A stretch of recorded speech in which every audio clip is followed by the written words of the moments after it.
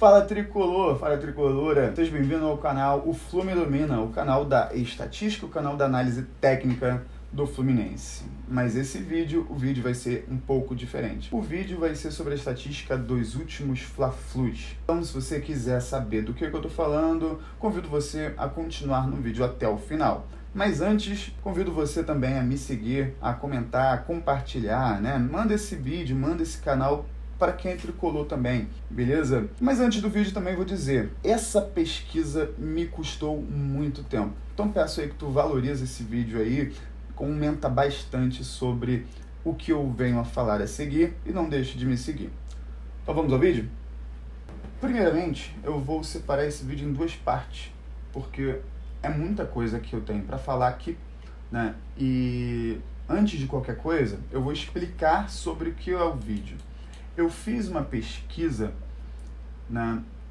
Aqui ainda está faltando coisa porque deu trabalho e ainda vai dar mais trabalho, porque eu tenho coletado quantitativo de faltas, cartões amarelos, cartões vermelhos de cada um dos dois times, Fluminense e Flamengo, de cada uma das partidas desde os últimos 3 anos. Ou seja, partindo do primeiro jogo de 2023 até o último jogo aqui, eu coloquei todos esses jogos e fiz uma conta aqui, ó, que não foi uma conta muito simples.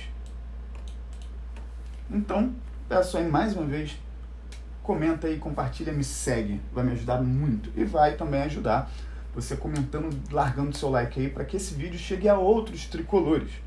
Tem gente que acha às vezes que a Fla-Press é simplesmente uma coisa da nossa cabeça. Não, mas ela é real. Então vou dividir esse vídeo em duas partes. Comenta aí para a parte 2 também. Vamos lá. Faltas do Fluminense, faltas do Flamengo. Somente em jogos do Fla-Flu. Cartões amarelos em jogos Fla-Flu, cartões vermelhos do Fluminense, cartões amarelos do Flamengo, cartões vermelhos do Flamengo. Beleza? Então, a partir do momento que eu coletei esses valores, eu fui fazer uma estatística com esses números. E aí, o quantitativo, a primeira análise estatística mais comum de todas é você pegar e somar todos esses valores. Mas, de antemão, já digo, a soma simplesmente numérica, ela não representa uma grandeza estatística que seja muito, não é observável, mas que não é um fator mais forte dentro de uma análise estatística, mas ela é boa para a gente já analisar uma coisa. No quantitativo de todas essas faltas aqui, o Fluminense cometeu 202 faltas em todos esses jogos, se eu não me engano são 14. O Flamengo cometeu 222 faltas, ou seja, são 20 faltas a mais em todos esses jogos. Ou seja, como se em uma partida o Flamengo jogasse com o Fluminense, fizesse 20 faltas e o Fluminense não fizesse nenhuma. Imagina só um jogo em que um time só fez 20 faltas. É isso. 20 faltas a mais.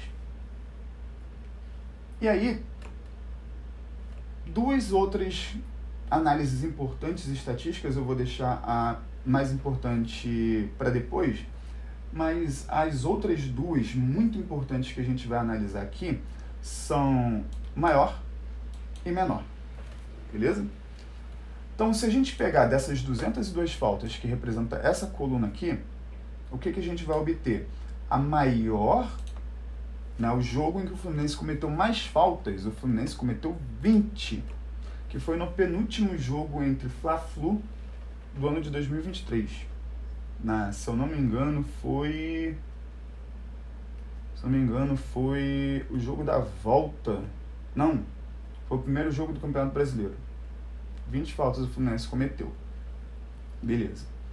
Se a gente vai agora no maior, no jogo em que o Flamengo cometeu mais faltas, o Flamengo cometeu 26, que é o primeiro jogo do ano de 2024, ou seja, o Carioca do ano passado. E a menor? A menor, se eu pegar aqui de todos esses jogos aqui, o jogo em que o Fluminense fez menos faltas, o Fluminense fez 5 faltas. Cara, 5 faltas. Esse ano de 2023, o Fluminense, cara, era agredido pra caramba e não retribuía as faltas. A gente até reclamava que o Fluminense não batia. E isso depois se repetiu em 2024. E acredito até que em 2024 ficou um pouco pior no início do ano. Aquele lance do Martinelli, que o maluco fez o gol, né, o maluco do Vitória fez o gol, passou na frente dele e o Martinelli nenhuma falta fez. E aí, entre os jogos do Flamengo, que ele menos fez falta, enquanto o Fluminense fez 5, o Flamengo fez 6. Beleza. Então, o que você quer dizer com isso? O que eu quero dizer é que nessas primeiras 3 amostras estatísticas, soma total, menor valor absoluto e maior valor absoluto, o Fluminense cometeu menos faltas no geral, cometeu o jogo com o menor número de faltas. Então, se for entre o menor do Fluminense e o menor do Flamengo, vai dar 5-6. E o menor maior número de faltas em uma partida era o Fluminense também, que cometeu 20 em seu maior jogo, e o Flamengo cometeu 26. E depois do 26, o Flamengo ainda cometeu um 25 e um 22. Ou seja, tem 3 partidas que o Flamengo cometeu muito mais do que o Fluminense em sua maior partida. Depois do 20, o Fluminense tem um 17, tem outro 17, tem um 16. O Flamengo, do 17, então o Fluminense tem um 18, tem um 19, um 18. O Fluminense, abaixo do 20, o Fluminense tem 17, 16 e 17 de novo. O Flamengo tem 18, 19, 18. Ou seja, o Flamengo bateu mais no geral, mais no menor valor absoluto e mais no maior valor absoluto. Vocês têm noção do que esses valores estão apresentando já? Vocês têm noção? Média e desvio padrão, que são os mais importantes, eu vou deixar para o próximo vídeo, senão esse vídeo vai ficar muito grande. E a gente ainda tem que analisar outras variáveis aqui, não são apenas as faltas. Então, novamente, peço que você comenta aí e você compartilhe esse vídeo. Não deixe de me seguir também. Amarelos. Apesar do Fluminense ter feito 20 faltas a menos em todos esses quantitativos aí, ele teve 49 amarelos, o Flamengo fez 22 faltas a mais e teve 38 amarelos, ou seja, 11 amarelos a menos o Flamengo recebeu em relação ao Fluminense. Apenas isso, apenas 11 cartões amarelos, apenas isso, cara, 11 cartões amarelos é coisa pra caramba. É muita coisa, 11 cartões amarelos. E aí o Fluminense recebeu 49 em todas essas disputas, cometendo menos falta, e o Flamengo recebeu 38 cometendo mais faltas. Aí você pode argumentar comigo. Pô, Wallace, mas isso não quer dizer que o Flamengo, né, por ter cometido mais faltas, tem que receber mais cartões amarelos. Mas não quer dizer também que o Fluminense tem que receber mais amarelos. Simplesmente representa que às vezes você pode ter um lance em que quebra uma jogada e realmente é contra-ataque, mas tanto um time quanto o outro cometem esse tipo de atitude, tanto um quanto o outro. E às vezes esses lances não são punidos da forma que deveriam ser nesse ponto. Não vou dizer que aqui não vou dizer que aqui esse valor não está subestimado. Eu não sei, não vi todos esses jogos aqui, eu não lembro de todas as partidas de cabeça. Mas esse valor pode estar subestimado? Sim, ele pode estar superestimado também. Às vezes ele pode ter recebido ali, poderia ser um 48, 47. Já que às vezes existe deslealdade em favor do Flamengo, né, tanto não dando cartão amarelo quanto dando cartão amarelo a mais para o Fluminense, por exemplo, uma falta de critério. E um exemplo de subnotificação aqui, Eric Pulgar em cima do Lima no primeiro jogo 0-0 do ano de 2025. Ele simplesmente deu um carrinho na canela do Lima num lance que seria um contra-ataque. Se ele fosse o último homem, claramente poderia ser vermelho, e o juiz sequer deu falta. Então aqui, além dele não ter dado nem amarelo, ele não deu nem falta, ou seja, aqui já está subnotificado, né? Então, continuando. Menor, vamos começar pelo menor. No jogo em que o Fluminense talvez menos tenha feito falta e menos, consequentemente, tenha cometido e obtido cartões amarelos, o Fluminense recebeu pelo menos um jogo, pelo menos um jogo em todos esses daí, que o Fluminense não tenha, cara, é surreal isso, não tenha um jogo de Fla-Flu que o Fluminense não tenha tomado cartão amarelo. Não tem. Beleza. E aí, no mínimo, ele recebeu um cartão amarelo em algum desses jogos. No máximo, o Fluminense recebeu 7. que foi o jogo desse primeiro jogo da final, dia 12 de março. Vamos ao Flamengo. O menor número de amarelos que o Flamengo recebeu foi 0.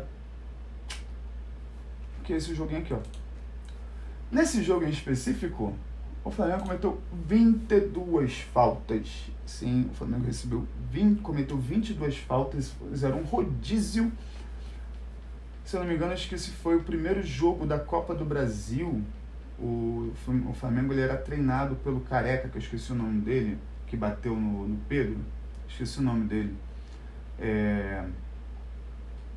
Ô Bidu, qual é o nome do ex-técnico do Flamengo? Sampaoli. Ele cometeu 22 faltas.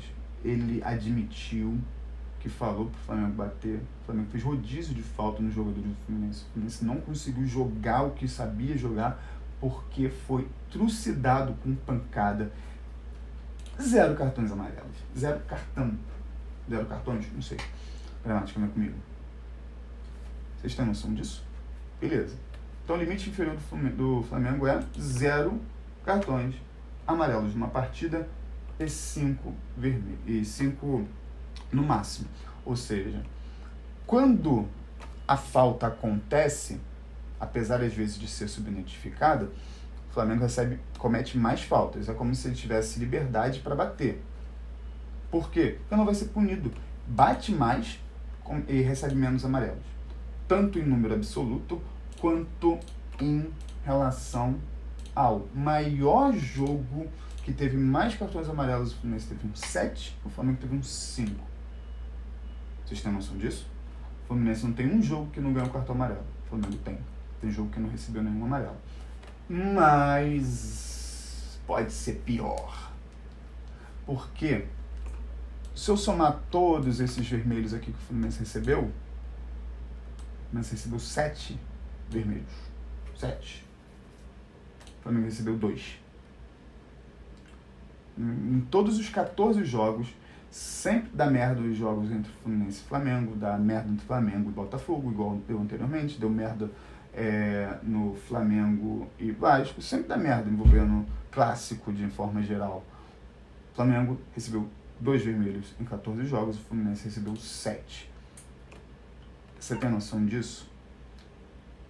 E aí essa estatística de maior e menor aqui para o vermelho não faz sentido, porque não tem um máximo, é sempre ou um vermelho ou nenhum. Então esse critério aqui do maior ou menor não tem muito a ver. Mas vamos agora analisar uma outra coisa. O Fluminense recebeu 49 amarelos, mais amarelos do que o Flamengo.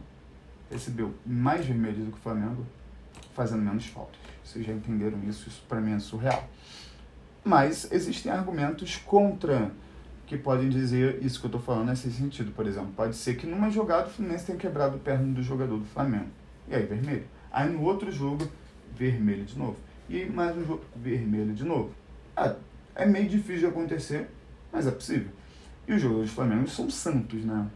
Os jogadores do Flamengo são santos. Tipo, Bruno Henrique, que já quase quebrou jogador do Fluminense. Bruno Henrique, que já quase quebrou jogador lá no ano passado no Brasileirão.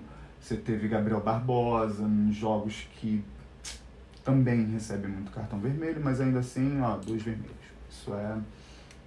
Mas ainda, para a gente finalizar essa parte 1 dessa análise estatística, pode piorar. O Fluminense recebe 7 amarelos para cada um vermelho. 49 dividido por 7, 49 amarelos e 7 vermelhos, 49 dividido por 7, 7 amarelos para um vermelho.